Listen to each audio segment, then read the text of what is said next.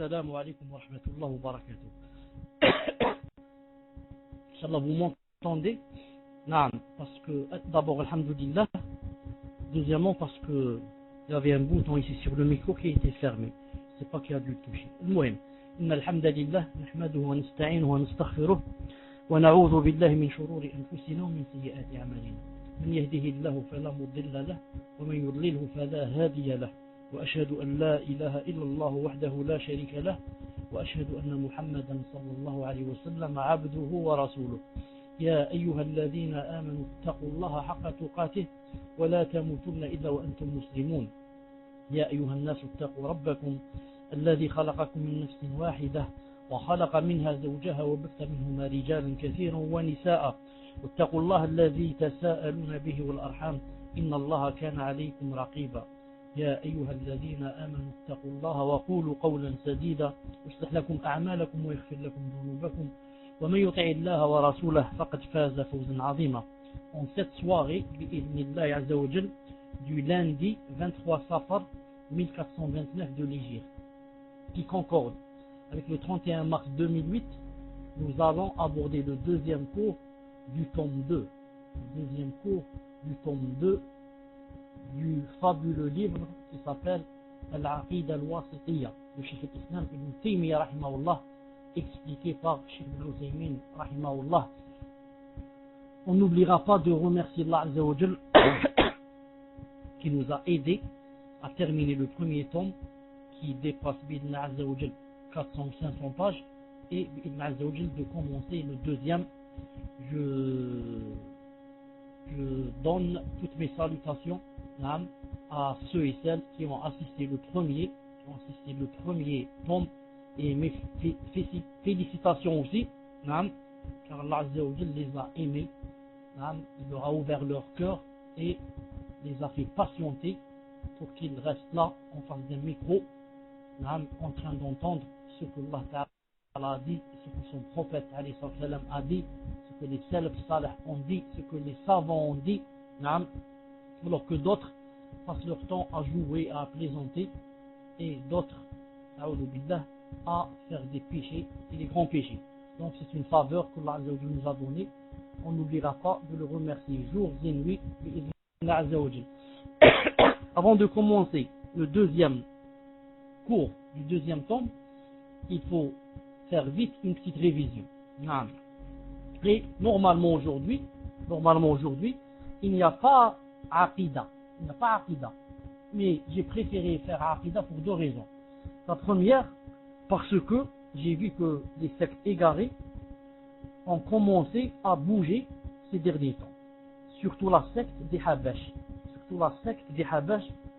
Cette secte, ces derniers temps, ne dort pas du tout. Et ne se laisse à elle-même aucun moment de répit. Elle est là, jours et nuits, à essayer de déformer ce qu'a dit Allah Azza wa Jal, et à essayer de tromper les gens et de leur faire croire que ce sont eux les gens de la Sunna. Et ce ne sont pas nous. Ce sont eux les gens de la Sunna. Donc, si eux, ils sont dans le faux et dans l'égarement, et ils persévèrent comme ça et patientent, Masha'Allah, donc nous on devrait aussi en faire autant, si ce n'est pas plus, pour parer à leur poison et pour parer à leurs flèches empoisonnées, qui rentrent dans les cœurs de qui? Les cœurs des ignorants et les cœurs des nouveaux et des nouvelles sur le paltok. Donc, si nous on se tait, si nous on s'endort beaucoup, ils vont faire un ravage sur le paltok et sur le cœur des simples et des naïfs et des nouveaux et de ceux et celles qui n'ont pas de science. Ça c'est la première raison. La deuxième, c'est parce que il n'y a pas eu le cours aujourd'hui des repères de la Sunna. Inch'Allah Ta'ala, vous devez savoir que mon programme c'est quoi? C'est samedi, lundi, mercredi. L'officiel. Samedi, lundi, mercredi. Et des fois j'ajoute jeudi et vendredi, de peur que les Habash ne fassent leur dawa. À cause de temps en temps j'ajoute le jeudi et le vendredi. Sinon, c'est chaque samedi, lundi, mercredi. Reste à dire quelles sont les matières. vous les saurez très bientôt. C'est sûr qu'il y a la Aqida al-Wasitiyya, qui est le livre le plus important, car sans la Aqida, sans le dogme, on n'a pas de din, on n'a pas d'islam. S'il n'y a pas la Aqida, il n'y a pas de din. Donc, ce livre qui est très important. Ensuite, il y a le deuxième livre qui est la personnalité de la musulmane, pour qu'on finisse, Inch'Allah Ta'ala. Ensuite, on devra revenir on va ajouter les règles du mariage, et il y a beaucoup d'autres livres très intéressants qui nous attendent, Inch'Allah Ta'ala. Comme B'idna Ta'ala, Riyad al-Salihin. Riyad al-Salihin, on l'a commencé et on s'est arrêté. Il y a aussi la vie des prophètes, qui est très intéressant, Inch'Allah, et on l'a commencé aussi. Et il y a aussi un livre que je vais commencer très bientôt, Inch'Allah Ta'ala, qui s'appelle Les ruses de Iblis, les ruses du shaitan. En arabe, c'est le bis Iblis. Comme ça, quand on connaîtra bien, on connaîtra à fond notre ennemi, on pourra l'éviter. Et il ne pourra pas avoir d'impact et d'influence sur nous. Car quiconque ne connaît pas son ennemi, il va le suivre. Il va même en être ébahi de lui. Il va dire, Masha'Allah, celui-là, Masha'Allah, alors que c'est ton ennemi. C'est pour ça que Iblis et le shaitan, si on ne le connaît pas bien, on ne connaît pas d'où il est venu, que fait-il, comment fait-il pour arriver à égarer, etc., on pourra le suivre. Mais si on le connaît bien en lisant le livre, les ruses du shaitan, alors là, Inch'Allah Ta'ala, on pourra s'en préserver et s'en écarter. C'est le monde d'Allah qui nous aide. Donc, le titre du premier dars, c'était quoi? Faslun fi sunnati Rasulillah sallallahu alayhi wa sallam. Ça parlait de la sunna du prophète sallallahu alayhi wa sallam. Et je vous rappelle qu'on avait dit que la sunna avait un sens linguistique et étymologique, et avait un sens aussi dans la charia. Un sens, si je puis dire, mustalah, j'ai oublié comment on dit mustalah, mais il a un sens aussi dans quoi? Dans la charia et en islam. On avait dit qu'en islam,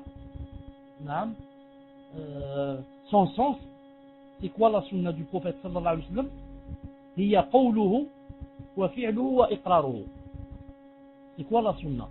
Jamais on vous demande, on vous pose cette question. On vous dit c'est quoi la sunna? Vous dites nous, on suit le Coran, la sunna, d'après la compréhension des pieux prédécesseurs. C'est quoi la sunna? Tu dis la sunna, c'est tout ce qu'a dit le prophète sallallahu alayhi wa sallam. Ou bien, est-ce que Muslim, qu'est-ce que vous avez entendu? Vous avez entendu quelque chose?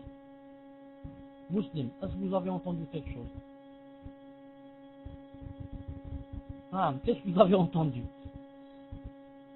Vous avez entendu quelque chose? On a une voix toute bizarre. Non. Une seconde, Inch'Allah Ta'ala. Une seconde. Parce que... Une seconde, Inch'Allah Ta'ala. Oui.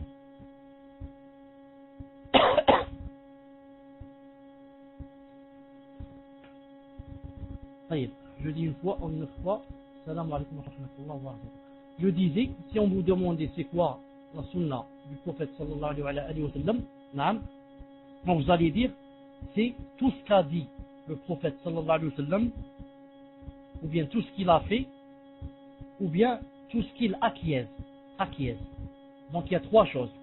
Donc il y a trois choses. Tout ce qu'il a dit sallallahu alayhi wa sallam, tout ce qu'il a fait et tout ce qu'il fait sallallahu alayhi wa sallam, et tout ce qu'il acquiesce. Bon, tout ce qu'il dit c'est clair, tout ce qu'il fait aussi c'est clair, et tout ce qu'il acquiesce, c'est-à-dire que des fois on fait des choses devant lui et il se tait, et des fois on dit des choses devant lui et il se tait. Ça s'appelle l'acquiescement. Et ce qu'on fait devant lui, ou bien on le fait ou bien on le dit. Dans les deux cas, si le prophète sallallahu alayhi wa sallam, on dit quelque chose devant lui et il se tait, ça veut dire que cette chose n'est pas fausse, n'est pas haram. La même chose pour si on fait quelque chose devant lui. Si on fait quelque chose devant lui, et le prophète sallallahu alayhi wa sallam ne te dit rien, ça veut dire que cette chose n'est pas haram. Car le prophète sallallahu alayhi wa sallam, la règle c'est quoi? Jamais on ne dit quelque chose devant lui, ou bien on ne fait quelque chose devant lui, et elle est haram et il se tait. Car il a été envoyé par Allah Azza wa Jalla comme ambassadeur entre lui, exalté soit-il, et les créatures, et ces créatures, il a été envoyé comme ambassadeur pour leur apprendre le dîn. Pour leur apprendre le dîn. Donc, si tu dis quelque chose de faux, il faut que tu te dises non. Si tu fais quelque chose de faux, il te dit non. Vous vous souvenez pas, vous connaissez l'homme par exemple qui a dit Ma sha'Allah wa shi't. Ma sha'Allah wa shi't. Qu'Allah Ta'ala yani veuille et toi le prophète. Quand c'est faux, que lui a dit le prophète alayhi salam? Ne dis pas que Allah Ta'ala veuille et moi. Ne me mets pas au même pied d'égalité. Mais dis que Allah Azza wa Jalla veuille, lui, pas moi. Ou bien on ajoute Summa anta. Mais on ne met pas Allah Ta'ala et le prophète alayhi salam sur le même pied d'égalité. Vous voyez quand quelqu'un dit quelque chose de faux, il lui montre. Ou bien il voit quelque chose, il voit quelqu'un en train de faire quelque chose de faux aussi, il lui corrige.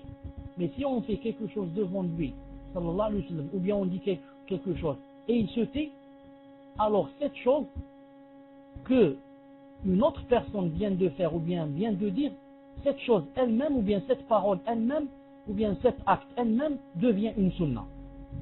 Et pourtant, on dira, c'est pas le prophète qui l'a dit, ni le prophète qui l'a fait. Comment c'est devenu sunna? C'est devenu une sunna par acquiescement. Par acquiescement. Il a entendu quelqu'un parler et il lui a pas corrigé. Il a vu quelqu'un faire quelque chose et il lui a pas corrigé. Donc c'est devenu une sunna.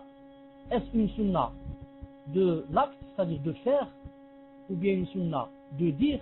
On va dire non, c'est une sunna d'acquiescement. Je donne un exemple où on a dit quelque chose devant lui et il s'est tu. Une fois le prophète sallallahu alayhi wa sallam a interrogé une bergère. Il lui a dit où est Allah? Elle a dit Fissama, c'est-à-dire au-dessus des cieux.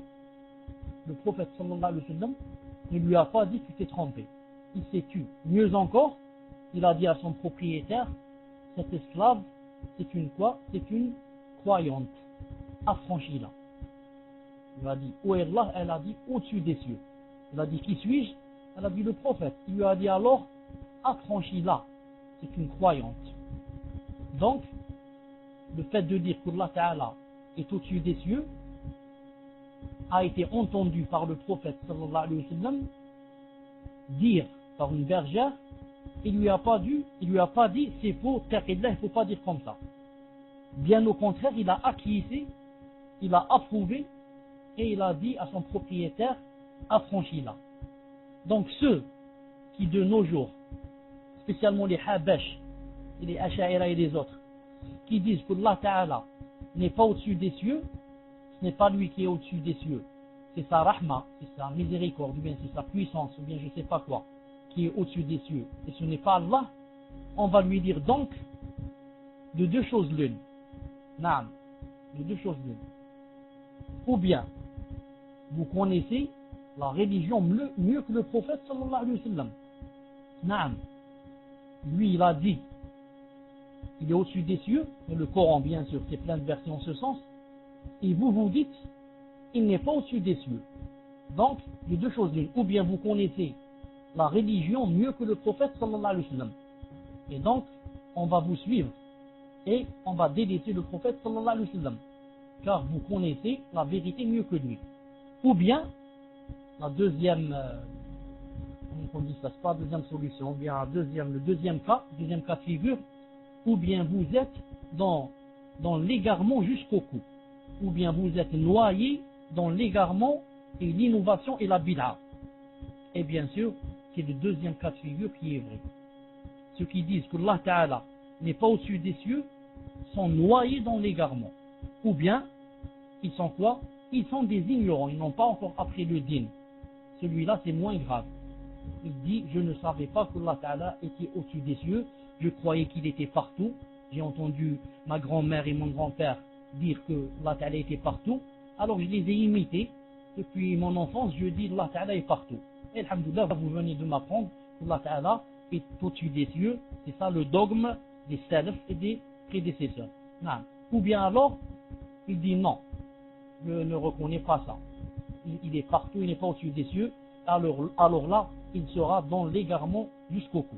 Et beaucoup de savants ont dit que s'il ne reconnaît pas, si le musulman ne reconnaît pas que Allah Ta'ala est au-dessus des cieux, il est devenu kafir. Beaucoup de savants disent que s'il ne sait pas, si on lui dit où est Allah, il dit je ne sais pas, ou bien il dit il est partout, ils ont dit il est devenu kafir. Mais nous, alhamdoulilah, on ne rend pas les gens kafir comme ça facilement de nos jours. Parce que quoi? Pourquoi? Parce que maintenant, l'ignorance est partout. On n'a pas appris le din, on est rentré en islam âgé, personne ne nous a appris, on ne vit pas avec des savants, etc.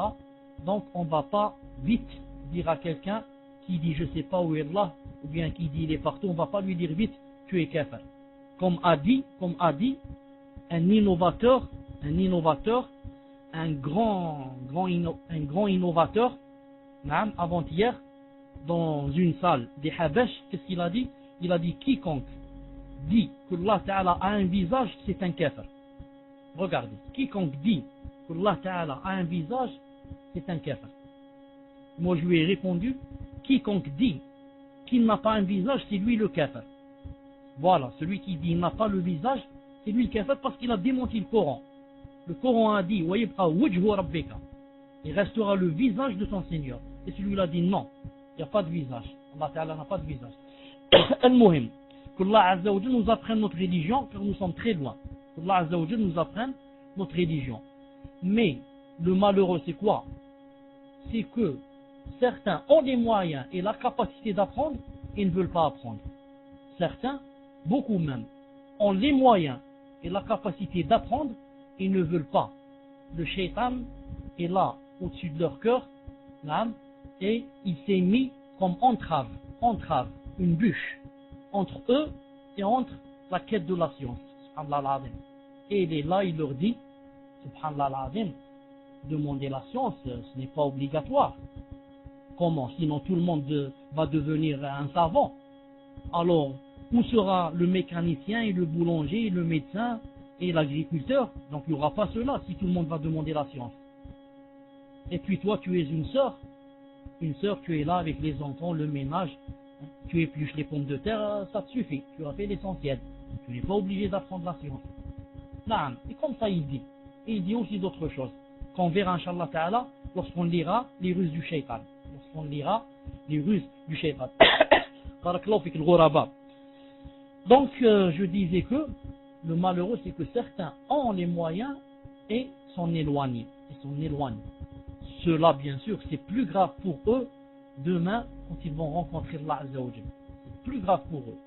On leur dira qu'est-ce que vous faisiez de votre temps libre?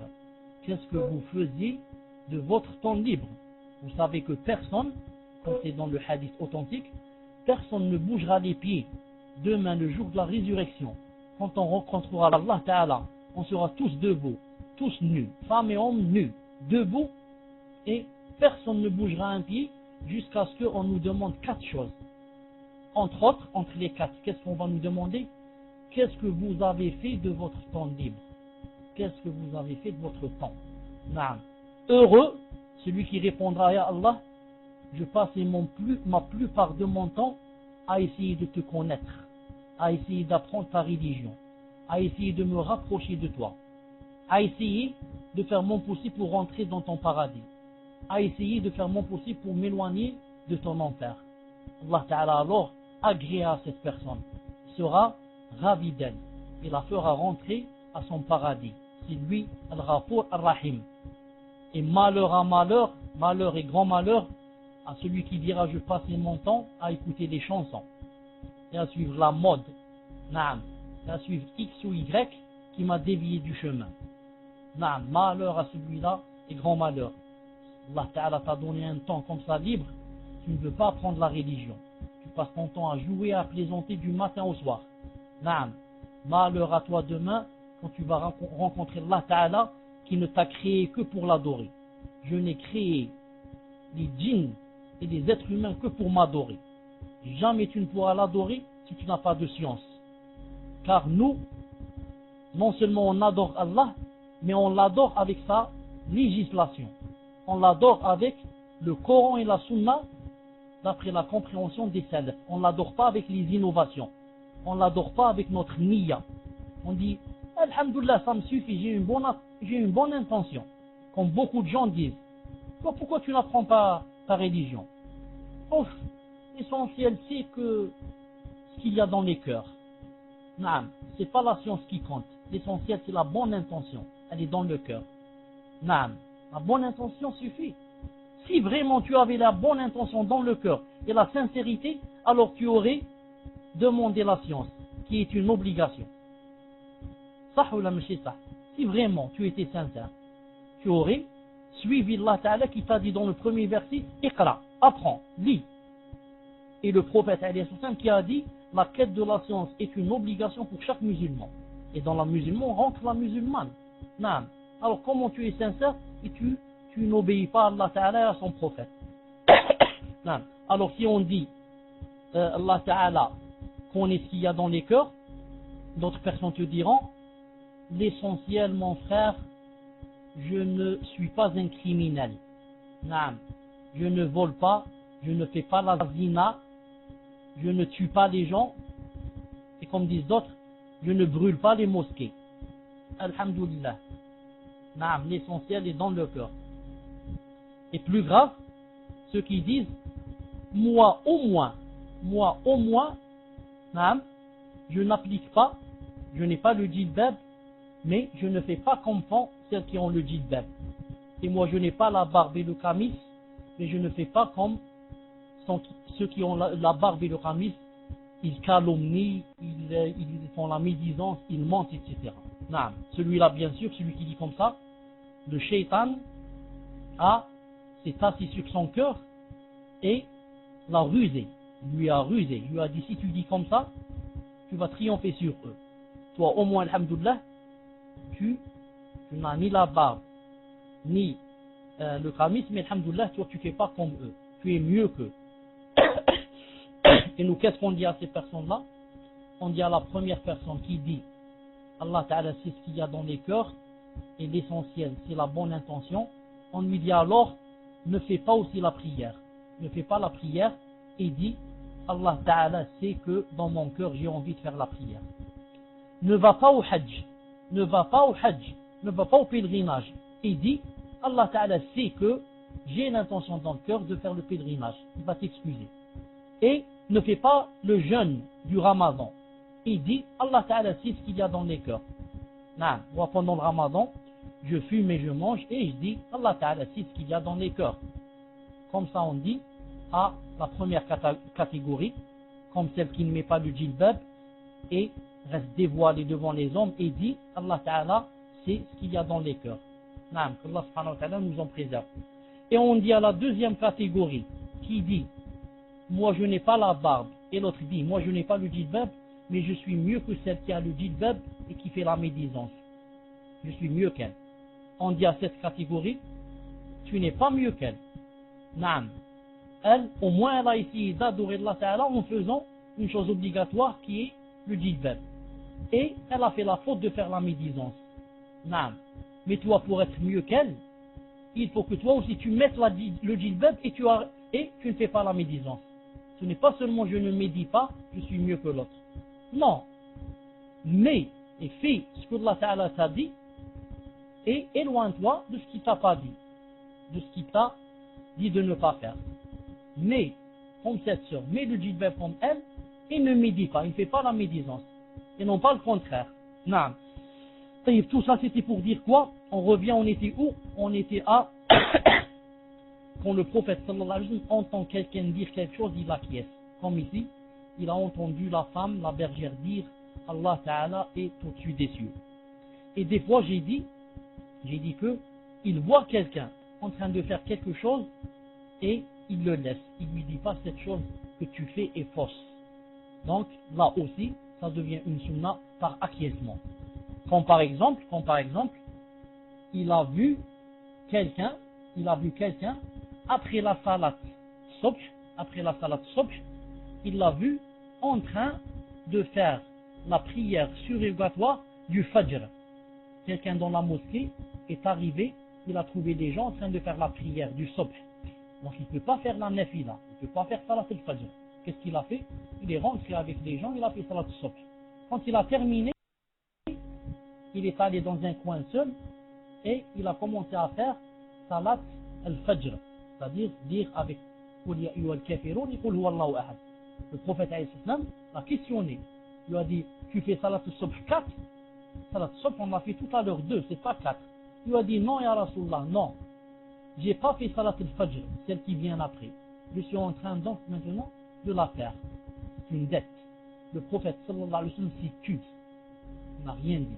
C'est un hadith authentique rapporté par Al-Albani dans Sahih Abi Daoud Tirmidhi. Donc c'est devenu la ribat al-Fajr. Naam. Donc c'est devenu une sunna. Le fait de quoi? Le fait de faire la ribat al-Fajr après salat al-Subh, juste après elle. Dès que je termine salat al-Subh, naam, je fais subhanallah, subhanallah, etc., les évocations, et je me lève et je fais la ribat al-Fajr. Sinon, qu'est-ce que je fais? J'attends jusqu'à ce que le soleil se lève bien, pour pouvoir la faire.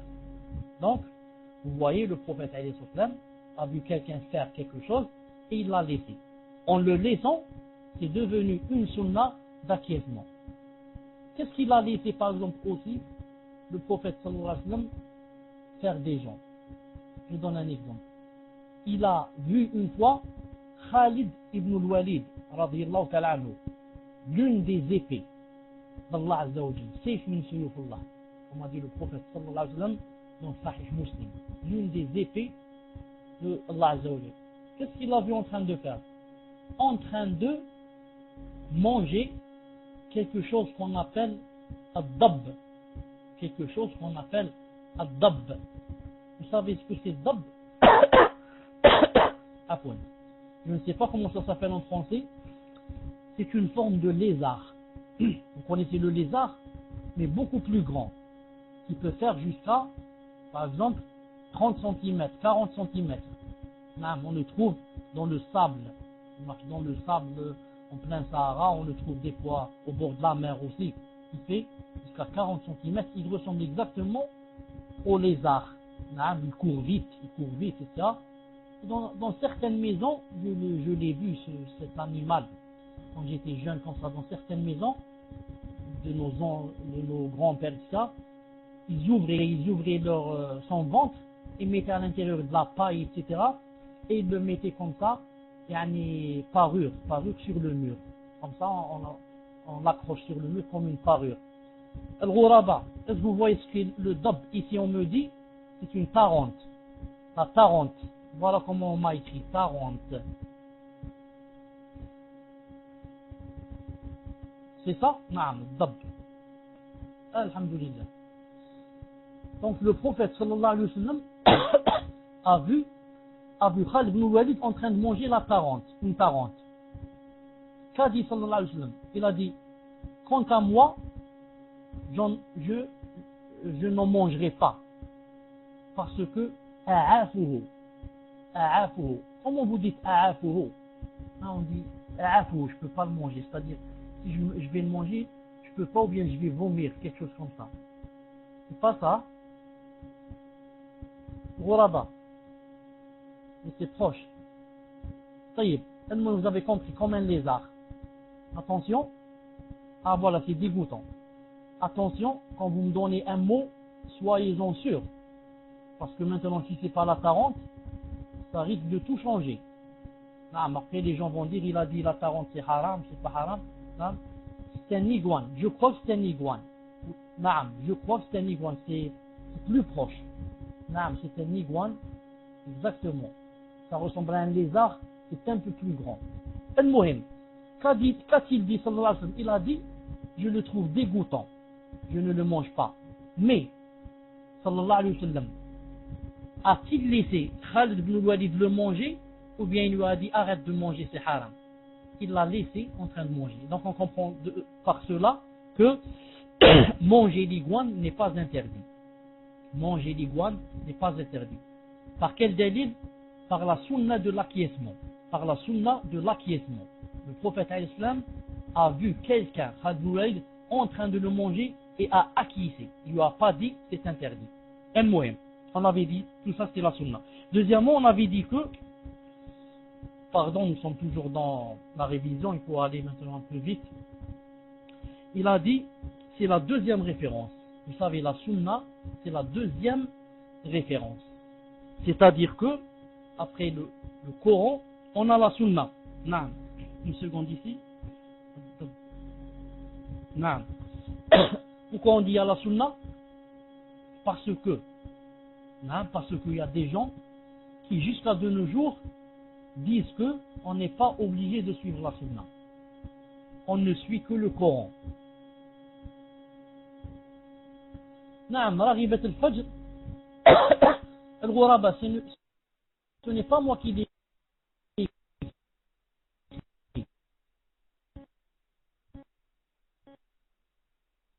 C'est toi ou bien Muslim.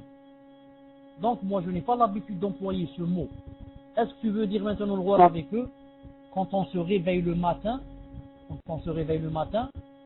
on va faire deux salades.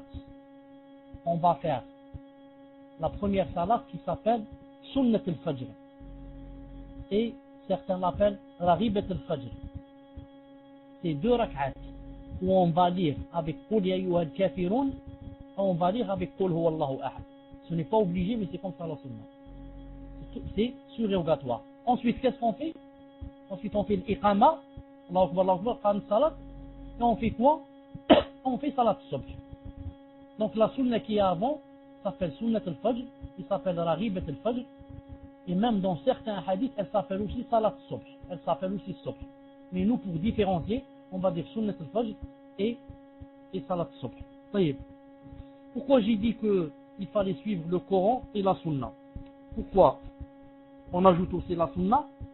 Pour vous dire qu'il y a une secte. Il y a une secte. Je ne vais pas dire égarée, mais je veux dire que cette secte, c'est une secte de kuffar. Même si eux, ils disent on est musulmans. Cette secte s'appelle les Qur'aniyoun. Vous voyez, c'est écrit devant vous. Elle s'appelle les Qur'aniyoun. Ça vient du mot Qur'an, Coran. Ça veut dire, ils disent, nous, on suit seulement le Coran. On ne suit pas la sunna. On va leur dire, pourquoi vous ne suivez pas la sunna? Ils disent parce que la sunna, il y a des hadiths qui sont faibles, il y a des hadiths qui sont authentiques, et on ne sait pas. On ne sait jamais, on va se baser sur un hadith alors qu'il est faible. Mais en prenant seulement le Coran, tu es sûr que tu es dans le juste. Car tout le Coran est authentique. Il n'y a pas un verset qui n'est pas d'Allah Azza wa Jal. Mais le hadith, non. Il est possible que le hadith ne soit pas du prophète sallam, qu'il ait été fabriqué ou menti. Alors si tu prends le Coran, tu es sûr que tu es dans le juste.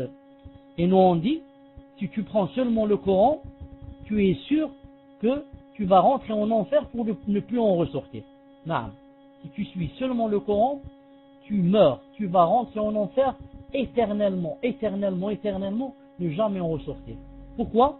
Parce que tu as démenti qu'il fallait suivre la sunna. Alors le Coran lui-même, que toi tu es en train de suivre, toi tu dis je suis le Coran. Le Coran lui-même que tu es en train de suivre, t'a dit dans des dizaines de versets, si ce n'est pas des centaines, il te dit obéissez au prophète.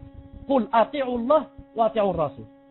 Dites, obéissez à Allah, obéissez à son prophète. Il a dit alladhina yattabi'un an-nabiy al-ummiya, et ceux qui suivent le prophète, le messager, le prophète, l'ummi, l'analphabète. Il a dit qul in kuntum tuhibbuna Allah fattabi'uni yuhibbukum Allah. Dites, si vous prétendez que vous aimez Allah, alors suivez-moi. Moi, c'est le prophète. Suivez-moi, Allah Ta'ala vous pardonnera vos péchés. Donc, conclusion, ceux qui disent que on suit seulement le Coran, ce sont des kuffars. Les kuffars, il n'y a pas sans hésitation. Naam. Et par malheur, ces coranites-là ont des sites dans l'internet. Ils ont des chaînes de télévision. Vous connaissez peut-être ceux de vous qui ont beaucoup de chaînes. Vous connaissez la chaîne qui, attendez, comment elle s'appelle? Je crois qu'elle s'appelle Muhammadiya, quelque chose comme ça, Muhammadiya. Naam. C'est une chaîne spécialement des coranites. Ils disent qu'il n'y a pas la sunna, il y a seulement le Coran. Qu'Allah Azza wa Jal nous en préserve. Et Ya Allah, Alhamdulillah, alladhi hadana li hada. Wa ma kunna linahtadiya lawla an hadana Allah Azza wa Jal. Donc, les dalils qui disent et montrent qu'il faut suivre la sunna, bien sûr, sont nombreux et multiples. Entre autres, les versets que je viens de citer. Et entre autres aussi quoi? Le hadith où le prophète sallallahu alayhi wa sallam a dit, regardez ce hadith, je crois qu'il est même là. Naam, il est là, le hadith, alhamdulillah, rapporté par Ahmed, Abu Daoud, Tirmidhi, le hadith sahih. Qu'a dit le prophète sallallahu alayhi wa sallam? Écoutez ce qu'il a dit. لا ألفين أحدكم متكئا على أريكته يأتيه الأمر من أمري يقول لا ندري ما وجدنا في كتاب الله تبعناه ألا وإني أوتيت الكتاب ومثله معه. Vous voyez ce qu'a dit le prophète alayhi salam? Il a dit, je ne veux pas entendre qu'on me dise que je trouve l'un de vous adossé sur son fauteuil. Masha'Allah, adossé sur son fauteuil. Qu'est-ce qu'il dit? Ma sunna lui arrive, mon hadith lui arrive, et qu'est-ce qu'il dit celui-là, adossé sur son fauteuil? Il dit, je ne sais pas. On lui dit, le prophète a dit, il dit, je ne sais pas. Ce qu'il y a dans le Coran, je le prends. Non, ce qu'il y a dans le Coran, je le prends. Mais le hadith, non. Ou bien, je ne sais pas. Ensuite, qu'a dit le prophète alayhi salam? Il a dit, Ala wa inni utitu al-kitaba wa mithlahu ma'ahu. Il a dit, ne savez-vous pas que Allah Ta'ala m'a donné le livre, c'est-à-dire le Coran, et la même chose avec lui. La même chose, c'est quoi? C'est la sunna. Car le prophète sallallahu alayhi wa sallam, il faut que vous sachiez, n'est pas venu avec le Coran seulement d'Allah, mais il est venu aussi avec la sunna d'Allah Ta'ala. Car la sunna c'est quoi? D'où elle est venue? La sunna c'est quoi? C'est le prophète sallallahu alayhi wa sallam qui est assis et commence à inventer des choses. Jamais. Le Coran a dit, La yantiqu anil hawa.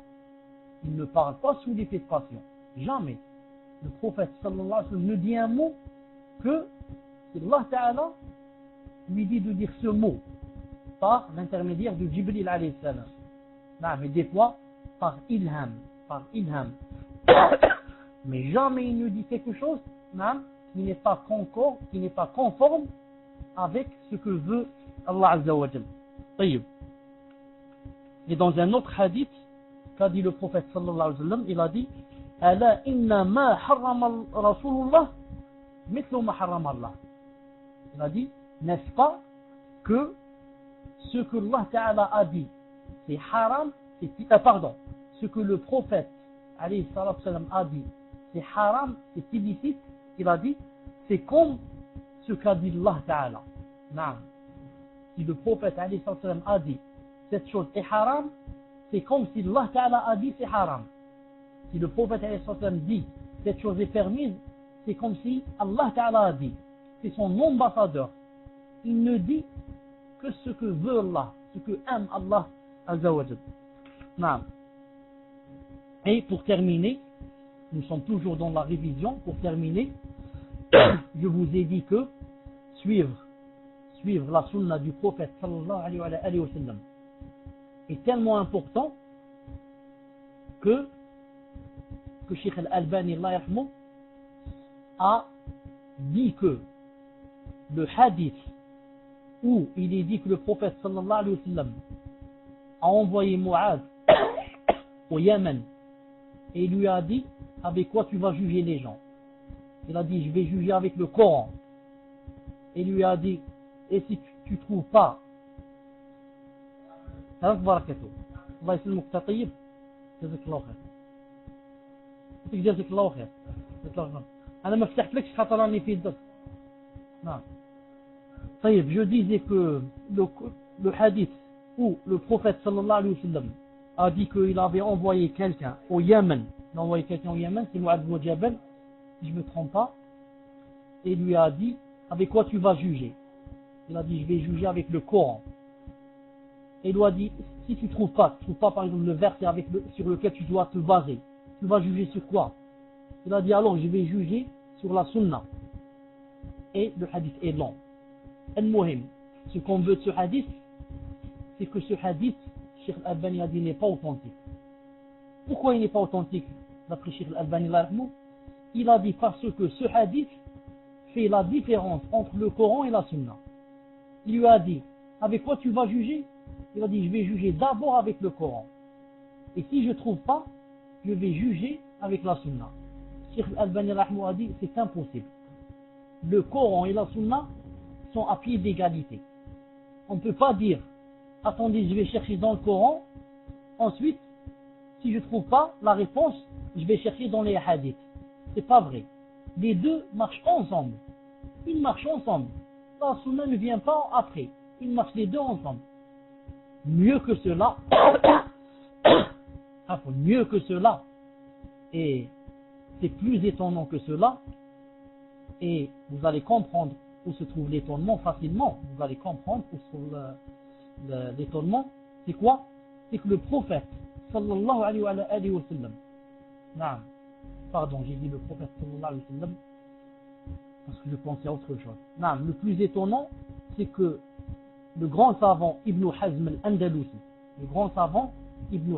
al-Andalusi, celui qui a le livre Al-Muhalla, il a le livre aussi qui s'appelle Mujalla, et il a le Milal wa Nihal, et il a beaucoup de livres. Vous savez qu'est-ce qu'il a dit?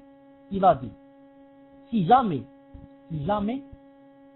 une personne avait une question à poser, ensuite cette personne irait chez un savant et lui demanderait la réponse à sa question, et que le savant dirait par exemple, je donne un exemple là, voilà, je donne un exemple que Ibn Hazm n'a pas donné, mais pour que vous compreniez mieux, l'exemple des 2 mois, pour ne pas mentir sur le savant. Par exemple, il a dit, quelqu'un va chez un savant, et il va lui dire par exemple, est-ce que manger la chair du cheval est licite en islam ou bien c'est interdit?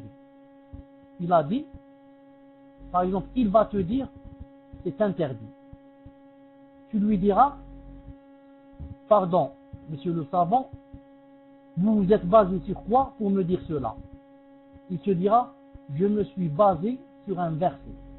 Par exemple, je me suis basé sur un verset. Il a dit. Ensuite, cette même personne va aller chez un deuxième savant.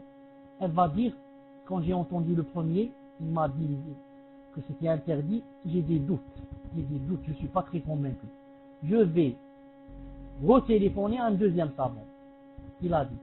Alors, quand cette personne a demandé au deuxième savant, que dit l'islam sur le fait de manger la chair de cheval, la viande de cheval, le savant a répondu, c'est permis. C'est-à-dire, tout à fait l'opposé de ce qu'a dit le premier. Il a dit, c'est permis de manger la viande de cheval. Alors, le questionneur a dit, pardon, puis savoir sur quoi vous êtes-vous basé? L'autre a répondu, je me suis basé sur le hadith du prophète sallallahu alayhi wa sallam. Car on a mangé quoi?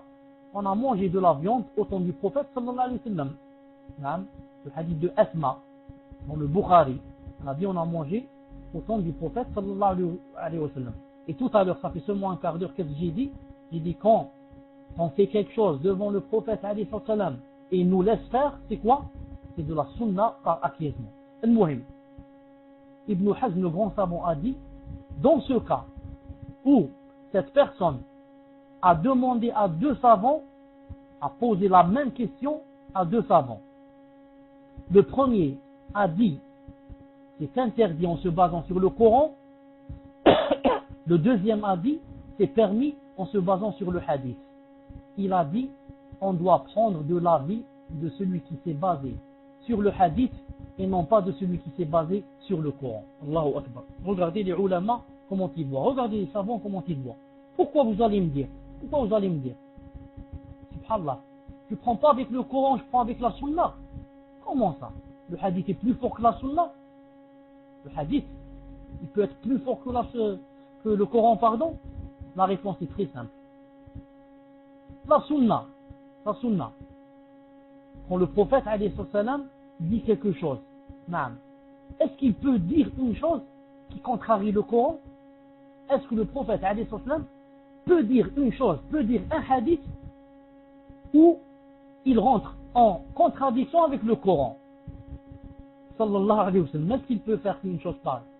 C'est impossible. Le Coran a été descendu sur son cœur, sallallahu alayhi wa sallam, par l'intermédiaire de Jibril. Personne ne connaît le Coran mieux que le prophète, sallallahu alayhi wa sallam. Alors comment se fait-il qu'il ait dit quelque chose qui apparemment se contredit avec le Coran? Donc, il n'y a pas de contradiction. Mais le savant qui s'est basé sur ce verset ici, s'est trompé, c'est tout. Il ne connaît pas le hadith où, par exemple, il y a la permission de manger, par exemple, la viande de cheval. Le savant ne le connaissait pas, il ne connaît pas ce hadith. C'est pour ça que par exemple, il s'est basé sur un verset. Comme, là, entre parenthèses, je dis une chose, comme ceux qui, de nos jours, se basent sur un verset, justement, ça tombe bien, c'est l'exemple, qui se basent sur un verset, comme quoi on ne peut pas manger la viande de cheval. Tu lui dis pourquoi on ne peut pas la manger, il te dit il y a un verset. Ça y est, donne-moi le verset.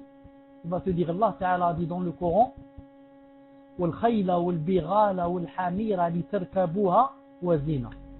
Allah Ta'ala, qu'est-ce qu'il a dit? Il a dit les chevaux, les mules, الْخَيْلَ وَالْبِغَالَ وَالْحَمِيرَ, et les ânes pour que vous les montiez. Ce sont des montures. Et zina, c'est une parure. Alors où est la preuve que ça se mange pas le cheval? Eh bien il va te dire, tu vois pas ce qu'a dit là? Il a dit le cheval, la mule et l'âne, ce sont des montures. Et c'est une parure. Il n'a pas dit ça se mange. Si ça se mangeait, il l'aurait cité. Il a dit non, c'est une monture pour que tu y montes et pour que zina, la parure, le cheval, tu vas le décorer, masha'Allah, il va être très beau. Vous voyez comment certains se déforment le sens sans le vouloir. Donc, qu'est-ce qu'on va leur dire? On va leur dire, la réponse est de deux côtés. Premièrement, il y a un hadith où il est dit que Allah Ta'ala, que le prophète sallallahu alayhi wa sallam nous a interdit, comment ça s'appelle avec le zèbre. C'est un cheval qui a quoi? Qui a des rayures noires et blancs. Le prophète sallallahu alayhi wa sallam nous a interdit le zèbre et nous a permis le cheval. Le hadith authentique. Et deuxièmement, le hadith de qui? De Asma, où elle a dit on a mangé le cheval au temps du prophète sallallahu alayhi wa sallam. Donc on va lui dire, il y a deux hadiths qui se contredisent. Et on va lui dire, quant à ton verset, où il a été dit les chevaux, les mules et les ânes pour que vous les montiez pour l'apparat, on va leur dire, Allah Ta'ala n'a pas parlé de est-ce que ça se mange ou ça se mange pas. Il n'a pas dit cela. Si moi je dis pas ça se mange, parce que ce n'est pas cité dans le verset, toi aussi tu ne dis pas ça se mange pas, parce que ce n'est pas cité dans le verset. C'est cité seulement monture et parure. Et on va lui dire autre chose, si d'après toi, le cheval ne se mange pas, parce qu'il n'a pas été cité dans ce verset. Le cheval ne se mange pas parce que il n'a pas été cité dans ce verset que ça se mange. On va lui dire donc, d'après ton raisonnement, le cheval ne se vend pas. Il est interdit de vendre le cheval d'après toi. Il va dire pourquoi? On va lui dire parce que Allah Ta'ala n'a pas cité dans ce verset que le cheval se vendait. Il a cité seulement qu'on le montait et on le prenait pour parure. Donc d'après toi, le pseudo-savant, d'après toi donc, le cheval ne se vend pas aussi. Et s'il dit le cheval ne se vend pas, celui-là c'est vraiment un égaré et un ignorant. Il ne sait pas que le cheval se vend. Ça y est.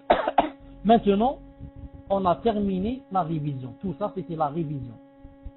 1 heure de révision. Pourquoi? Parce que ça fait longtemps qu'on n'a pas fait Aqidah. C'est pour ça que il fallait bi'idna azza wa jal cette révision. Maintenant on va ajouter quelque chose Inch'Allah Ta'ala et on va pas aller loin, on va s'arrêter. Non, attendez, je vais réfléchir si j'ajoute ou bien je m'arrête. Une seconde.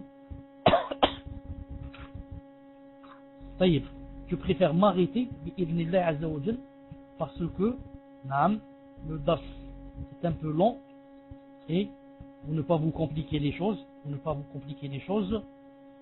préfère m'arrêter ici. طيب, je vais demander aussi l'avis de Muslim et de Al-Ghuraba. Vous me dites si je continue ou bien si j'arrête pour passer à quelques questions. Car si je continue, je ne donne pas de questions. Jazakallahu Cheikh. Mais j'ai pas compris. Ça veut dire arrêtez-vous, ça veut dire continuer. Car vous représentez ceux qui sont en train d'entendre. Pour savoir si vous êtes déjà saturé. Là, donc, on passe, Inch'Allah Ta'ala, à quelques questions. On commence, mais on ne va pas tarder, Inch'Allah Ta'ala. On commence, Inch'Allah Ta'ala, par Abu Maryam. Hayakallah Abu Maryam, tafadhal. Et prenez le micro, Inch'Allah Ta'ala, pour poser la question. Et Abu Maryam, si tu veux poser directement la question, tafadhal.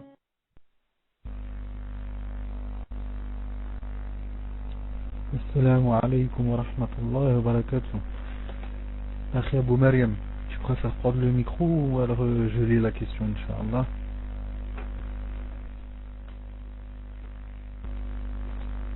Ok. Assalamu alaikum. Si une personne a appliqué le takfir sur une autre personne, en ayant appliqué une règle générale sur un cas spécifique, alors qu'il savait que des fois une règle générale n'est pas pareille dans un cas spécifique, mais qu'elle a donc appliqué ce takfir général sur un individu spécifique par erreur, en pensant que sur ce cas c'était pareil que la règle générale. Oh, Masha'Allah. Est-ce que cette personne rentre dans l'avis des savants qui disent que celui qui se trompe dans le takfir, ce takfir retombe sur lui, entre parenthèses, c'est-à-dire pour les savants qui sont d'avis que celui qui se trompe dans le takfir, c'est lui qui devient mécréant. Ou cette personne a-t-elle simplement commis une erreur et doit juste se repentir pour cela? Barakallahu fikum. Cheikh, est-ce que vous avez compris, Inch'Allah, ou alors je relis?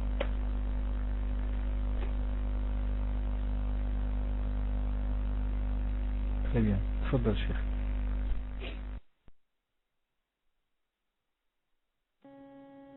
Wa alaykoum salam wa rahmatullahi wa barakatuh. À chaque fois que je reprends le micro, écrivez-moi, jazakumullahu khairan. L'avis le plus juste, Inch'Allah Ta'ala, c'est que cette personne qui jugeait comme ça les gens en se trompant, cette personne ne rentre pas dans le coffre. Et cette personne s'est seulement trompée. Il faudrait qu'elle demande à Allah Azza wa Jalla de lui pardonner et qu'elle ne refasse plus cette chose et qu'elle apprenne son dîme bi'idnillah Azza wa Jalla. L'essentiel, c'est qu'elle se repente et qu'elle dise je suis trompé. Même pour ça, vous avez celui qui se trompe pour moi, ça revient sur vous. Même pour ce cas. Celui-là s'est trompé. Il croyait que c'était ça le dîme. Il l'a fait avec sincérité. Maintenant il s'est trompé. Allah Azza wa Jalla Ghafur Rahim. Pour celui qui revient et regrette et Inch'Allah Ta'ala ne le refait plus. Jazakallahu khair. Ubaydullah, tafadhali. Ubaydullah, est-ce que vous êtes là, Inch'Allah? Tapez 1 si vous êtes là. Sinon on passe à Saoudia, Inch'Allah. Cheikh, débloquez Saoudia, Inch'Allah. Saoudia, tapez 1, Inch'Allah, si vous êtes là. Posez votre question, Inch'Allah. Vous laissez votre place, c'est un attend 237. Très Inch'Allah, je n'ai pas de liste. Donc, Cheikh, si vous voyez l'attend 237, enlevez lui le raid, il va prendre le mic, Inch'Allah. Il est vers le bas. Vous lui donnez le mic après, Inch'Allah. D'accord. Donc là, Cheikh, c'est la question de Saoudia alors toujours. Naam. Donc Saoudia, posez votre question, Inch'Allah, barakallahu fikoum. Saoudia, est-ce que vous êtes là, Inch'Allah? Donc votre question, ce serait de savoir s'il existe uniquement 3 formes de sunna, c'est ça? Non, Tfadal Cheikh. La question, c'est de savoir s'il existe uniquement 3 formes de sunna. Wa alaykoum salam wa rahmatullah wa barakatuh. Le plus connu, hein, quand on lit les livres, soit de Mustalah al-Hadith ou bien soit de Usul Fiqh, on trouve que la sunna se divise en sunna qawliya, fi'liya et taqririya. En sunna qawliya, fi'liya et taqririya. D'autres ajoutent, naam, sunnatu Nabi sallam al-khalqiyya ou al-khuluqiyya. Certains ajoutent la sunna du prophète sallallahu alayhi wa sallam dans son caractère, comment qu'il était. Naam. Khalqiyya ou al-khuluqiyya, dans son caractère. Naam. Et comment qu'il était, il était gentil, il était doux, il était pas colérique, il était et comme ça. Et d'autres ajoutent la sunna de son corps. Il était ni grand, ni petit, il était large d'épaule, sallallahu alayhi wa sallam, la barbe noire, il n'avait pas de cheveux blancs, sauf quelques-uns qui se comptaient, les cheveux, ou bien jusqu'aux épaules, ou bien jusqu'aux oreilles, et comme ça. Certains ajoutent ces 2 sunnas dans leur livre, mais ici, ces 2 sunnas ne rentrent pas dans la législation. La législation, c'est ce que nous demande Allah Azza wa Jalla de faire, c'est ce que nous demande le prophète Islam de faire ou de ne pas faire, bien sûr. Reste les autres choses, si on les fait, on a des hasanat. Si on s'habille comme le prophète, etc., on a. Et si on ne les fait pas, on n'a pas de itn, bi-idnillah Azza wa Jalla, avec des détails, et Inch'Allah Ta'ala, qu'on dira un jour, comme ça, avec beaucoup de détails, parce qu'il y a, ça risque de donner des ambiguïtés. طيب. Est-ce que c'est possible de réécrire le hadith de Raghibat al-Fajr? Réécrire le hadith de Raghibat al-Fajr. Comment réécrire? Je n'ai pas compris. Comment réécrire le hadith? Je ne l'avais pas écrit. Comment je vais le réécrire alors que je ne l'ai pas écrit? Est-ce qu'elle veut dire Naam. Wasmak. Muslim, essaie de m'expliquer qu'est-ce qu'elle veut dire par là, je n'ai pas compris. Naam, al-Ghuraba, est-ce que tu es là, Inch'Allah? Et par rapport à la demande de la sœur, est-ce que tu peux t'en occuper, Inch'Allah? Réécrire, Inch'Allah, sur l'écran le hadith. Pour éviter de perdre du temps, Inch'Allah. Est-ce que tu peux t'en occuper, Akhi? Si le chef répète. Naam, chef. Donc, chef, si vous pouviez répéter le hadith, et al-Ghuraba s'en occupera, Inch'Allah, pour... Voilà, naam, chef. Si vous pouviez le répéter, Inch'Allah, al-Ghuraba, il va s'en occuper pour l'écrire à l'écran. Tfadal, chef. Taïb, je voudrais poser la question. Est-ce que elle veut que je répète le hadith où le prophète sallallahu alayhi wa sallam a vu quelqu'un en train de faire cette salat et il a acquiescé après lui avoir demandé pourquoi tu l'as fait? Celui-là, naam, qui dit que le prophète sallallahu alayhi wa sallam, après avoir terminé la salat, a vu quelqu'un en train de faire sunnat al-fajr. Bien sûr, il ne savait pas que c'était la sunna. Le prophète alayhi wa sallam ne savait pas. Naam. Il lui a dit arba'an, dans un hadith, il lui a dit tu fais la prière subh arba'an, tu fais la prière subh arba'an. L'autre, quand il a terminé, il a dit non ya Rasulullah, c'était la sunna de Fajr que je n'avais pas faite auparavant. Je suis en train de comment on dit quand on paye une dette, mon enquérir. Je suis en train de la faire maintenant. C'est la sunna du Fajr que je n'avais pas faite. Je suis en train de m'en décharger maintenant. Et le prophète Islam s'est tué. C'est un hadith authentique, acquitté. Ça. Ils sont en train de la quitter. Et le prophète islam s'est tué. C'est un hadith authentique, authentifié par Sheikh Al-Albani. Vous trouvez ça dans Sahih Abi Daoud ou bien Sahih Tirmidhi. Naam, l'un des deux, mais je penche beaucoup plus vers Sahih Tirmidhi. Naam. طيب. Voici. Dis-nous la question, Inch'Allah Ta'ala, de Ubaydillah. Assalamu alaikum wa rahmatullahi wa barakatuh. Dans le livre Les trois fondements, dans le premier chapitre concernant la science, nous est-il obligatoire de connaître les preuves concernant nos actes d'adoration, la salat, l'odo, etc. Tafadal Cheikh. Wa alaykum salam wa rahmatullahi wa barakatuh. En fait, quand on lit un livre de science, l'essentiel du livre, c'est quoi? C'est d'apprendre ce qu'on doit faire et ce qu'on ne doit pas faire. Qu'est-ce qu'on doit faire et qu'est-ce qu'on ne doit pas faire. Et la chose qu'on doit faire, des fois on l'a fait avec nos mains et nos pieds, nos yeux et nos bouches, et des fois on l'a fait avec le cœur. Donc, dans un livre de dîme de science, on apprend ces choses. Ce que Allah Ta'ala aime, ce qu'il faudrait qu'on fasse, et ce qu'il déteste, il est, et on ne doit pas faire. Naam. Ou bien, on apprend par exemple les attributs d'Allah Ta'ala, les noms d'Allah, ceci. Ces choses-là, c'est ça l'essentiel. Maintenant, en ce qui concerne les délits et les preuves, ça, naam, c'est pour celui qui veut demander la science. Ce n'est pas obligatoire pour toi que tu connaisses le délit de la chose. Quand je dis pour que tu connaisses, non, je veux dire pour que tu l'apprennes. Ce n'est pas obligatoire pour toi. L'obligatoire, c'est quoi? C'est que celui qui m'apprend la chose me donne la preuve. Il me donne la preuve et je vois que la preuve est juste, la preuve n'est pas fausse, le hadith n'est pas faible.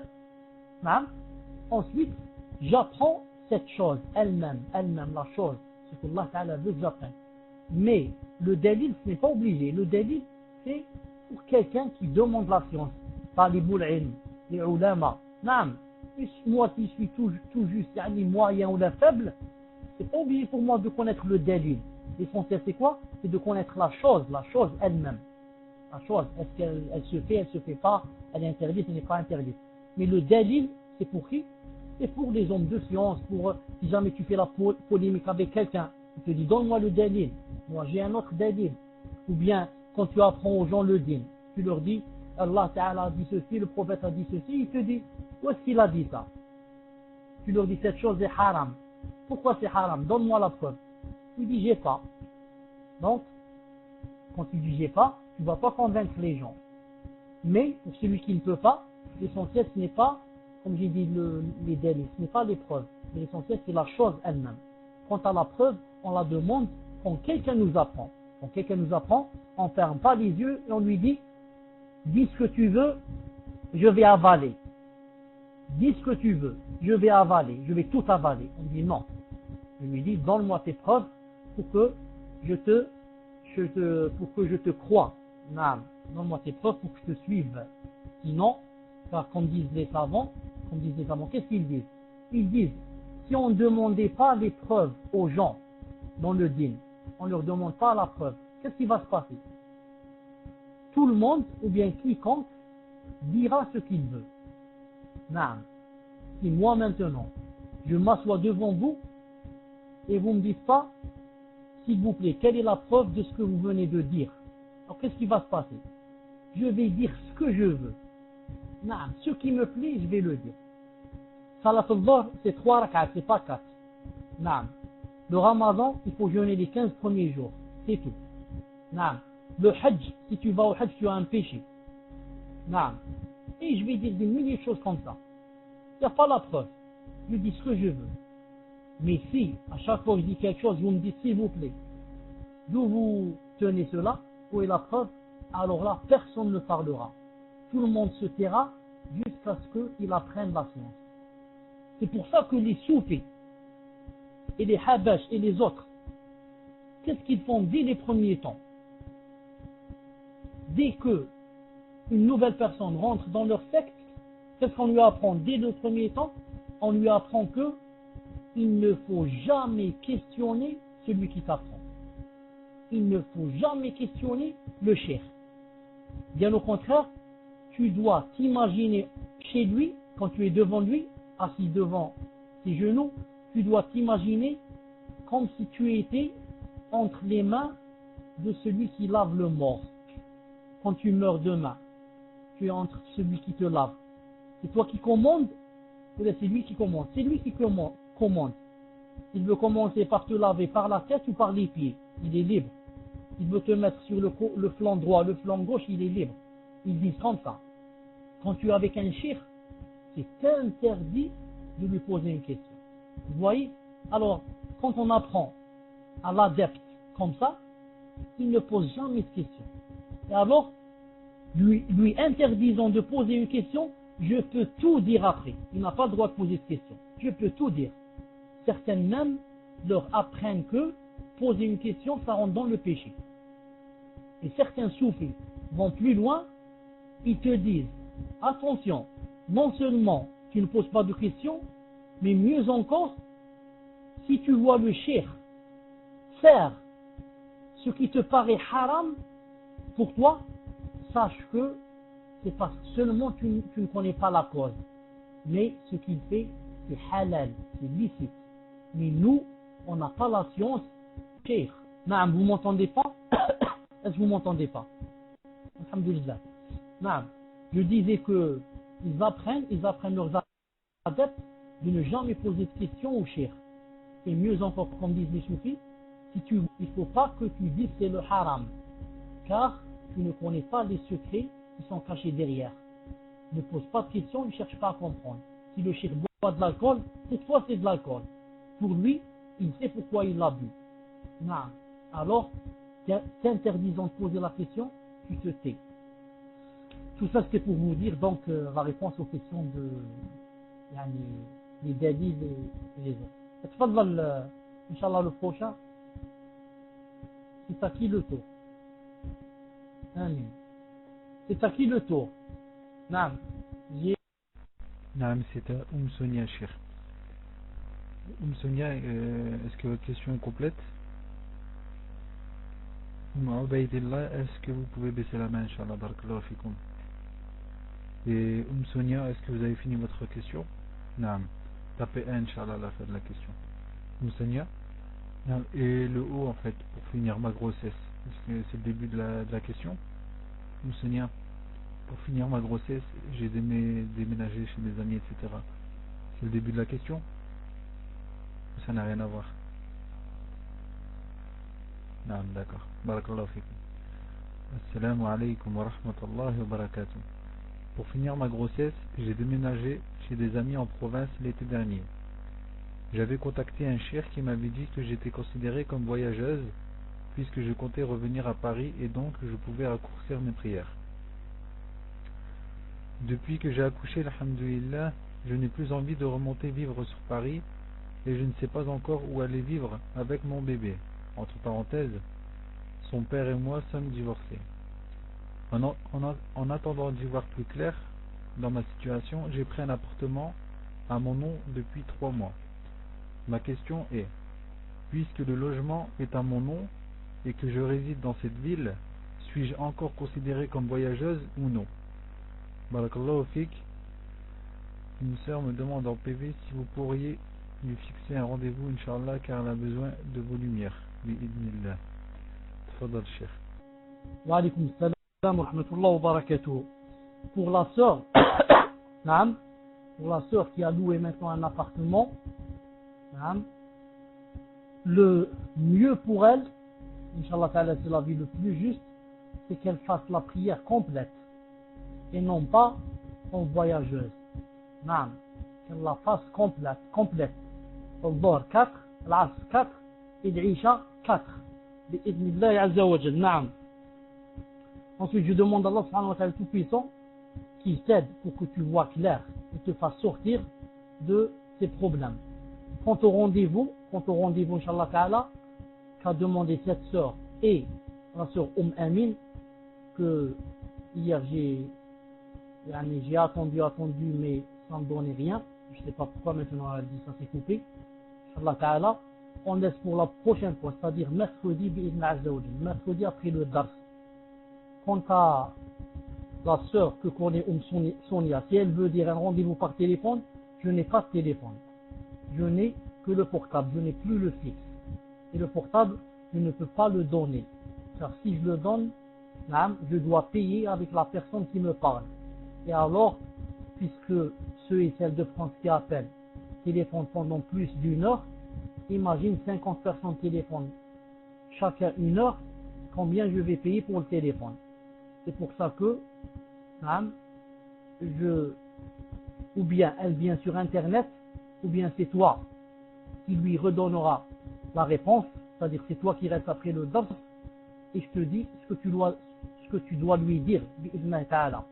Ou bien elle attend, dans 2 mois et demi, 3 mois, je serai bi'idhna azza wa jal définitivement en Algérie. Et là-bas, il y aura Inch'Allah ta'ala un téléphone spécialement pour vous. Un téléphone spécialement pour vous. Et et ce qui est bien là-bas, c'est que le téléphone là-bas, on ne paye pas. Quand quelqu'un m'appelle, je ne paye pas. C'est lui seulement qui appelle, qui paye. Naam. Wallahu subhanahu wa ta'ala a'lam. On passe Inch'Allah ta'ala au suivant. Tafaddal. Naam, Muslim normal. Tafaddal, Inch'Allah. Salam alaykum. Ma question. Il y a beaucoup de jeunes musulmans qui veulent se marier utilisent ce moyen pour former des couples. Pouvez-vous nous donner des conseils sur ce sujet et quelle méthode employer pour se marier? Si ce n'est pas le sujet, je repose une autre question. Tfadal Cheikh. Naam Cheikh. Je relis la question, Inch'Allah. Salam alaykum. Ma question, il y a beaucoup de jeunes musulmans qui veulent se marier, utilisent ce moyen pour former des couples. Pouvez-vous nous donner conseils sur ce sujet et quelle méthode employer pour se marier? Si ce n'est pas le sujet, je repose une autre question. Tfadal Cheikh. Yani Cheikh, en gros, il veut dire qu'il y a des personnes qui sont jeunes et qui veulent se marier. Yani, il vous demande des conseils par rapport à ça. Yani, c'est quoi les critères? En gros, c'est quoi les critères pour se marier? C'est bien ça, Cheikh, musulman normal, sur les salons de parole. Ah d'accord, non en fait il parle des chats, etc. Il y a les salons publics où les gens peuvent se parler ensemble, etc. Donc il demande, est-ce que c'est un bon moyen pour pouvoir se marier, connaître des personnes. Tfadal Cheikh. Wa alaykoum salam wa rahmatullah. Alhamdulillah. Non, toute personne, qui veut se marier en connaissant une sœur, ou la sœur qui connaît un frère par chat et chatting et MSN et je ne sais pas quoi, tout cela, leur couple est voué au divorce. Leur couple est voué au divorce. Pourquoi? Pour 2 raisons. La première raison, Allah Ta'ala ne fait pas la baraka sur un mariage pareil. Ne bénit pas un mariage pareil qui a commencé par le haram. Allah Ta'ala ne va pas bénir un mariage qui a mal commencé. Déjà, c'est le début, déjà, ça a mal commencé. Et deuxièmement, parce que, en règle générale, ceux qui sont cachés derrière les PC, les micros, ne montrent que les bonnes habitudes et les qualités. Comme quoi, c'est le plus beau, le plus riche et le plus intelligent et à la même chose. Ensuite, quand on va à la vérité et à la réalité, c'est tout autre chose. C'est tout autre chose. C'est pour ça que les gens se trouvent choqués après quand ils sont en face de la vérité. Mais la plus grande raison, c'est la première. Car ça a rapport avec le din. Ça a rapport avec le din. Naam. Dans la sunna, quand quelqu'un voit une sœur et qui lui plaît, naam, il essaie de chercher où elle habite. Ensuite, quand il sait où elle habite, naam, il envoie sa mère directement pour demander après elle, ou bien il envoie sa sœur, ou bien il cherche c'est qui son frère, et il rentre en contact avec son frère, naam. Ou bien il envoie à cette fille, à cette sœur, il lui envoie, comme j'ai dit tout à l'heure, sa sœur, naam, qui va lui demander d'abord est-ce qu'elle n'est pas mariée et est-ce qu'elle voudrait se marier, etc. Ensuite on passe directement au tuteur, on va au tuteur qui va bien nous éclaircir, naam, Inch'Allah ta'ala, comment qu'on doit faire. Naam. Et que Allah Azza wa Jal nous aide et vous êtes tous et toutes. Il vous facilite le mariage avec les pieux et les pieuses. Idna subhanahu wa ta'ala. Naam. Il est 23h20. 23h30 on arrête. Tfadal Inch'Allah le prochain. Abdel Nasser wa Anissa. Tfadal Inch'Allah. Salam alaykoum. Un frère s'est marié avec une convertie. Les parents n'étaient pas d'accord, sachant que cette personne ne faisait pas la salade. Les parents ont patienté. Aujourd'hui, ça fait 8 ans, la personne convertie ne veut toujours pas faire salade. Quel est le droit des parents et de ce frère? Doit-il écouter ses parents? Barakallahu fik. Tfadal Cheikh. Wa alaykoum salam wa rahmatullah. Muslim, regarde, il a dit quel est le droit des parents et de ce frère. Doit-il écouter ses parents? Les écouter en quoi? Que veulent les parents? Il n'a pas dit. Est-ce que les parents veulent de cette personne qu'il divorce? Est-ce que les parents veulent que son fils divorce? Dites-le moi. Naam. La personne qui ne fait pas la salat. Naam. La personne qui ne fait pas la salat, l'islam ne permet pas de vivre avec elle. C'est-à-dire, si l'époux ne fait plus la salat, son épouse demande le divorce. Et si l'épouse arrête la salat, son époux alors demande le divorce. Certains savants, si ce n'est pas beaucoup d'eux, disent que si une personne ne fait pas une seule salat, une seule, par exemple c'est salat al-maghrib, elle dit je la fais pas, une seule, ensuite elle va faire l'isha, elle ne fait pas le maghrib. Certains savants, si ce n'est pas beaucoup, disent cette personne est devenue kafir. En délaissant une seule salat, certains savants ont dit, de grands savants bien sûr, ont dit la personne est devenue kafir. Qu'en est-il? Celui qui ne la fait pas du tout. Naam. C'est l'une des causes les plus valables pour la femme de demander le divorce quand son époux ne fait pas la salat. Et quant à lui, elle ne veut pas faire la salat, alors il se sépare d'elle d'une façon définitive. Donc je donne une nasiha à ce frère s'il m'entend, il donne à son épouse un ultimatum. Il lui dit, je te donne par exemple 3 jours ou une semaine, par exemple. Ou bien tu commences la salat, ou bien c'est le divorce entre nous. Si elle ne commence pas, il la divorce. C'est une femme qui n'a pas de bien. Laysa fiha khayr. Naam. Une femme qui n'est pas bien et qui n'a pas de bien. Naam. Laysa fiha khayr. Il la divorce bi'idhna ta'ala. Tfaddal Inch'Allah le prochain. C'est à qui le tour d'abord? Dites-moi. Ummi Nasr. Tfaddal. Naam, barakallahu fikoum pour les places perdues. Comme le Cheikh l'avait dit déjà au préalable. Qadarullah. Si la personne a perdu sa place, elle posera sa question, Inch'Allah, dans un prochain dars. Barakallahu fikoum pour votre compréhension. Inès, le Cheikh Nathan, il s'est déconnecté. Il n'est plus là. Donc, khair, Inch'Allah. Donc, Inès, Inch'Allah, posez votre question. Non, elle n'est pas passée. Peut-être elle est trop longue. Il faut la couper. Sinon, je vous ai ouvert le PV. Inch'Allah, vous me posez vous faites la copier. un copier-coller sur la fenêtre où je vous ai mis en PV. Vous me la collez directement en PV. Donc c'est bon, je l'ai bien reçu. Assalamu alaikum wa rahmatullahi wa barakatuh, ya Cheikh. Un frère ayant divorcé il y a quelques mois s'est remarié avec une autre sœur.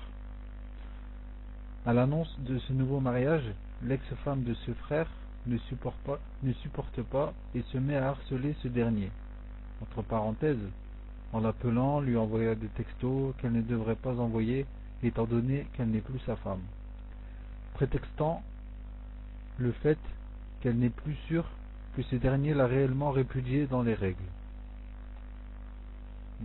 Donc j'attends la suite, Inch'Allah, Oumines. Oumines, vous êtes toujours là, Inch'Allah? Naam.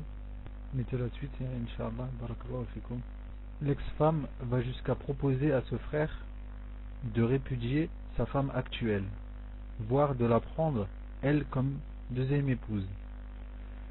Que conseiller au frère qui, par faiblesse, ne voulant pas lui faire de mal, l'écoute et répond à ses appels qui, de plus par rapport à cette nouvelle situation, doute.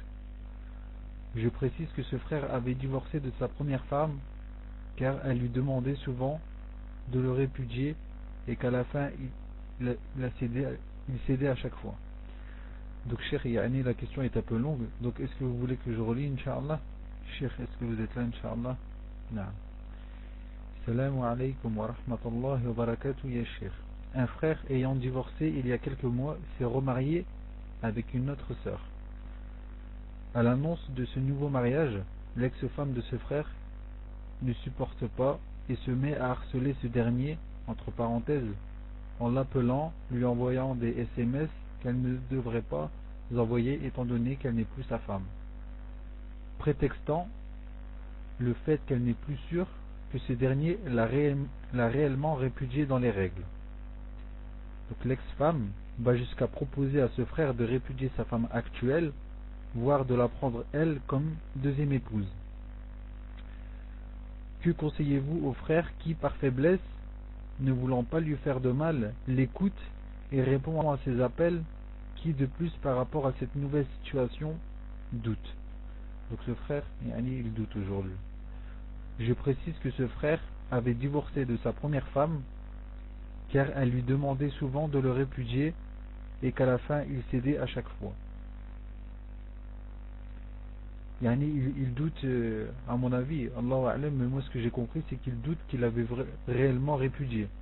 Oumines, confirmé, Inch'Allah. Doute, donc en privé, un midi, doute du fait qu'il a vraiment répudié. Donc c'est bien ce que je vous ai dit, cher. Donc à l'heure d'aujourd'hui, le frère il doute, il ne sait plus vraiment si vraiment il l'a répudié ou il ne l'a pas répudié. Et aussi de ce qu'il doit faire actuellement. Il doute. Il ne sait plus quoi faire, il est un petit peu perdu. Voilà, tout à fait, cher. C'est peut-être toujours sa femme. Il ne sait même plus s'il l'a répudié ou s'il ne l'a pas répudié. C'est bon, cher? Vous avez compris, Inch'Allah? Où est-il, lui? Wallahu a'lam. Donc, Oumines, actuellement, est-ce qu'il vit avec sa nouvelle épouse? Ou alors il est seul? Inch'Allah, Oumines, vous pouvez directement écrire sur la room maintenant, Inch'Allah, ça passera directement. Cheikh pourra le voir. En fait, en ce moment. Cheikh, vous voulez prendre le micro directement, Inch'Allah, pour poser des questions? Donc actuellement, il ne vit pas avec sa nouvelle femme. Donc il est remarié, mais il ne vit pas avec elle. C'est bien ça? Non, le mariage est récent. D'accord. Donc cher, moi, ce que j'ai compris, c'est que le frère, il s'est remarié, mais actuellement, il ne vit pas avec sa nouvelle femme. Tfadal, Cheikh. Wa alaykoum salam wa rahmatullahi wa barakatuh. En fait, ce cas contient plusieurs choses. Non. La première des choses, c'est que quoi? C'est que le frère lui-même ne sait pas s'il a divorcé ou pas. Le frère lui-même ne sait pas s'il a divorcé ou pas et il doute. Il doute. Vous savez que la règle générale dit que quoi? Al-yaqinu la yazulu bi-shak. Al-yaqinu la yazulu bi-shak. Quand une personne doute Elle s'est mariée, elle a fait le contrat de mariage, elle a fait la fête, ensuite elle doute. Elle se dit, je ne sais pas si j'ai divorcé ou pas, je crois que j'ai divorcé, etc. Et elle commence à douter. Qu'est-ce qu'on dit? On dit l'yaqin, la yazulu bishak, la règle. L'yaqin, c'est la certitude. La certitude comment on dit, ne tazoul, c'est-à-dire ne part pas, si je puis dire. Non, ne part pas avec le doute. C'est-à-dire la certitude est beaucoup plus forte que le doute. Pourquoi? La certitude, il y a eu le mariage, il y a eu le contrat, il y a eu la fête, il y a eu les rapports que j'ai eu avec ma femme. Tout ça, ça va être emporté par un petit doute. Jamais. Non, ça ne peut pas. Non. Une seconde, Inch'Allah ta'ala, une seconde, c'est important, une seconde. Une seconde, c'est important. Non. طيب. Est-ce que vous voyez, c'est écrit chez vous que je viens de bousser quelqu'un? C'est écrit chez vous que je viens de bousser quelqu'un ou là c'est pas écrit? Oui, non.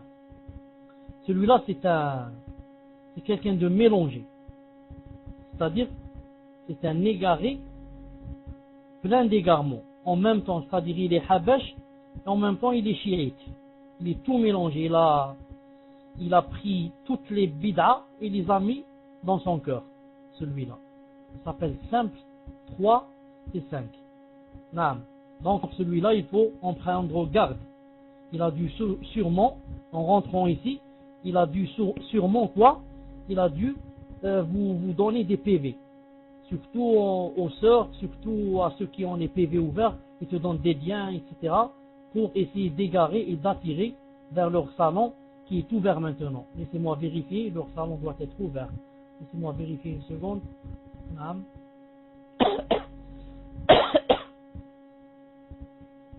Naam. Leur salon est ouvert. Le salon, c'est une sagesse. Avec quoi? Avec 43 personnes à l'intérieur. Le salon est ouvert avec 43 personnes à l'intérieur. Naam. Ils attendent quoi? Ils attendent que Naam. Ils attendent que par exemple mon salon ferme pour qu'ils fassent la fête. Pour qu'ils fassent la fête. Quand le chat n'est pas là, la souris danse. Malish, hasbunallah wa ni'mal wakil. Moi, avant de vous quitter, je vous laisserai dans Hifdillah Azza wa Jal. Hifd Allah, qu'Allah Ta'ala vous préserve. Sinon, je suis sûr qu'ils vont vous attirer. C'est le muhim. Sauf ceux qui et celles d'entre vous qui ont, Inch'Allah, assez de science et sont anciens dans le paltok et savent comment éviter les poisons des habash. Naam. Taïb. Je disais alors que, je disais, Naam. Donc, ce frère, c'est pour ça que j'ai demandé s'il était là et s'il m'entendait. S'il était là, je devais lui poser des questions directement pour entendre de lui et savoir s'il a divorcé ou pas. Savoir s'il a divorcé ou pas. Car dans les questions de divorce, quand quelqu'un veut poser une question, il faut qu'il soit lui-même présent. Naam. Car, quand il dit à une autre personne, va demander sur mon cas. L'autre personne qui va demander, si elle change un seul mot, tout a changé. Et des fois, celui à qui on pose la question a besoin d'autres facteurs. Pour pouvoir répondre. Or, le questionneur ne connaît pas les détails. Alors c'est pour ça que la personne elle-même doit être présente. Moi je lui dis à cette personne, pour lui répondre si elle a divorcé ou pas, ce n'est pas de mon ressort. Car il faudrait que la personne soit présente et que je l'entende. Mais je réponds à cette sœur, je lui dis, donc, si maintenant il n'a pas divorcé, c'est que la première c'est toujours sa femme. Et si elle est toujours sa femme, elle a le droit, c'est son plein droit, de rester avec son mari. Naam. Mais ce qu'elle n'a pas le droit, c'est de lui dire divorce la nouvelle. Aucune femme en islam n'a le droit de dire à son mari divorce la deuxième femme ou la première ou la troisième ou la quatrième. Si elle dit comme ça, elle a fait un péché. Aucune femme n'a le droit de dire divorce la deuxième femme, la troisième ou la quatrième ou la première. Mais si elle a des raisons valables, c'est elle qui demande son divorce à elle, pas le divorce d'une de ses sœurs. Reste maintenant quoi? Reste maintenant, ça c'est dans le cas où c'est toujours sa femme. Maintenant, si vraiment il a divorcé et ce n'est plus sa femme, il n'a plus le droit qu'elle lui envoie des SMS, il lui envoie des SMS, parce que c'est une étrangère pour lui et ce n'est plus sa femme. Ce n'est plus sa femme. Et il peut changer de numéro pour qu'elle ne le contacte plus, bi'idhn azza wa jalla. Et il peut changer de numéro pour qu'elle ne le contacte plus, bi'idhnillahi azza wa jalla. Pour ceux qui demandent des PV, Inch'Allah Ta'ala, ce sera Inch'Allah Ta'ala pour le prochain dars, Inch'Allah Ta'ala. Car maintenant j'ai rendez-vous avec quelqu'un de très important. Ce sera pour le prochain dars, Inch'Allah Ta'ala. Je vous donne rendez-vous, Inch'Allah Ta'ala, pour après-demain, Arbi'a bi'idhn azza wa jalla. Je dis subhanakallahumma bihamdik, ashhadu an la ilaha illa ant, astaghfiruka wa atubu ilayk. Assalamu alaykum wa rahmatullahi wa barakatuh. Et attention, attention, attention au salon des égarés, et au salon des innovateurs, et au salon de la bid'a. Que Allah Ta'ala nous en préserve. Assalamu alaykum wa rahmatullahi wa barakatuh.